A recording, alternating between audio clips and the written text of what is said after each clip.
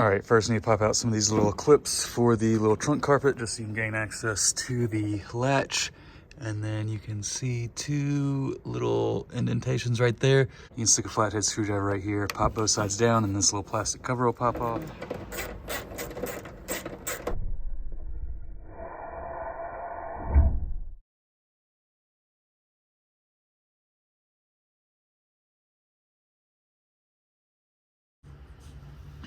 All right, now that we got the lock mechanism off, we'll put it in the locked position. We got this little metal tab on the sensor switch. Goes into two little circle pin holes right there.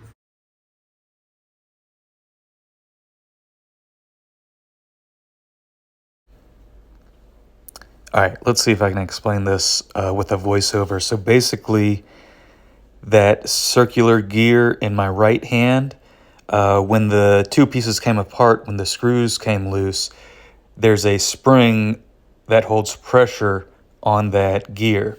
And then what happens is when you use the unlock button, it uses the motor and spins that gear to unlock the latch. The problem is that there's force on the little electric motor, and that gear needs that spring tension that's behind it to basically rewind the motor so that it's not like the release lever on the latch is constantly being held. That was what ultimately ended up happening. All right, so what you need to do is take that bluish gray gear out. Make sure the spring, there's a little coil spring behind it, is in its proper place, locked into the gear. And then opposite that, I believe there is like a stop. So if you put it all back in on that silver axis in the black plastic housing and start to rotate it counterclockwise, you'll notice it only rotates just less than 360 degrees. You'll actually have to lift up on the gear a little bit and get that little stop over the little lock behind it and then rotate it, I think 2 to 3 times.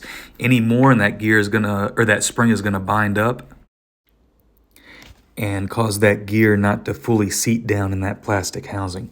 But after about, I think it's 2 or 3 times counterclockwise, spinning that gear counterclockwise against the spring tension, you can press it back into the plastic housing and let it fall back on that stop and then reassemble that black plastic housing onto the silver base.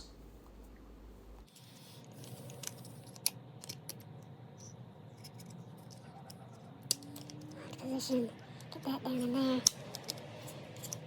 Here we go. All right, so now that the little gear thing was oriented correctly, it appears that everything is flush between this little plastic piece and the metal piece. So I'm going to put some Loctite on these 3 screws that fell out, put these 3 screws back in, and it should work. Let's just verify everything right here. It does still lock, which it was not doing before. Unlocks, presses the dip switch right there so that we know when it's locked. That dip switch is not depressed, and it will actually lock the car. Let's get the Loctite.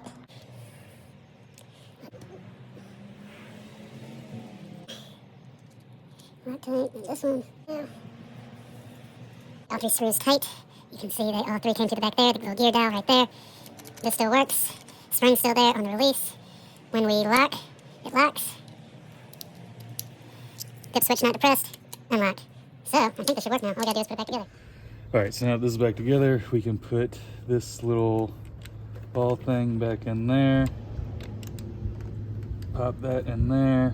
Connect the plug in. Struggling.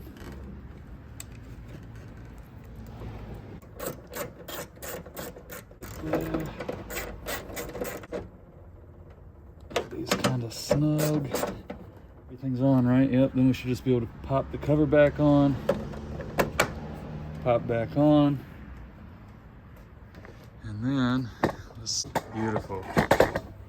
And it unlocks.